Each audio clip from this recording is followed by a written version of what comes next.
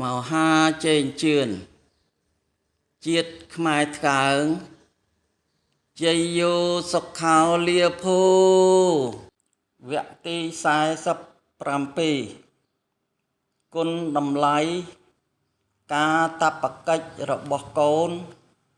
គប្បីមានចំពោះលោកអ្នកដ៏មានគុណផ្កាស្លា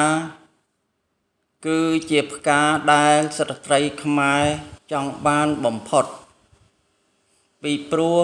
ដូនតាជាតិខ្មែរលោកបានឲ្យតម្លៃលោកមេបាខាងកូនប្រុសទៅរកផ្លែឈើនៅព្រៃហេមពៀនឬហេមពៀនយកមកគោរពជូនទៅលោកមេបាខាងកូនស្រី